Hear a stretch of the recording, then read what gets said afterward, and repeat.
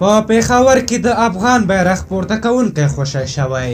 ګرانو لیدونکو السلام علیکم. خیبر پښتونخوا کې هغه افغان زلمی بیرته خوشی شوی چې د پېښور په بورډ بازار کې د پاکستان د خپلواکۍ په جشن کې د افغانستان بیرغ پورته کړی و. د دې کار له امله هغه څو ورځې وړاندې نیول شوی و. دغه هلک نعمت الله نومیږي. نعمت الله د پېښور یوې محکمې د 90,000 کالدارو په ضمانت خوشي کړی. د نوموړي مدافع وکیل سلیم شاه هوتي ورځپاڼې ته ویلي د سیمې د پولیسو افسر نشي کولی چې د هغه دوسیه رسمي کړي، ځکه د قانون په بنسټ دا واک یوازې سیمه ییز مرکزي حکومت لري چې د ده پر وړاندې دوسیه پرانیزي.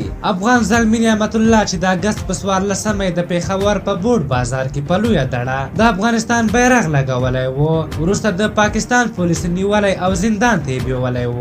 پاکستان کې د افغانستان د سفارت چارواکي وایي نوموړي له افغانستان سره د سپېڅلې مینې له امله د هیواد ملي بیرغ په پېښور ښار کې ځړولی و او هیڅ کوم بل هدف یې نه درلود او دوی په خوشي کېدو کې پوره هڅه وکړه او بریالي شول. خو ځایي پولیس ادعا کړې وه چې دغه ځوان د افغان سوداګرو او ځایي خلکو ترمنځ اختلاف ته د لمن وهلو هڅه کړې، ځکه یې نیولی و. په هر حال خوشحاله یو چې بیرته خوشي شوی دی. دې ځوان ښایي افغانستان لیدلی هم نه وي، خو د افغانیت ریښې ډېرې پیاوړې دي او د نړۍ په هر ګوټ کې درپسې ځغلي. بیرغ پورته کول او یا کوم ځای کې لګول جرم نه ده، نور نړۍ کې هم دا کار کیږي او تاسو به افغانان وینئ چې په هر ځای کې دي بیرغ یې له ځان سره وړی او لګولی دی. خو دا د دې هیواد منافقت او حسادت له افغانستان سره له ورایه ښيي. دا ګلخانان باید لږ شرم او حیا وکړي. پنجابیانو دوی سره څومره ظلمونه وکړل. وزیرستان او بلوچستان کې بې شمېره پښتانه شهیدان کړل. علي وزیر او محسن داوړي اوس هم په زندان کې اچولي دي.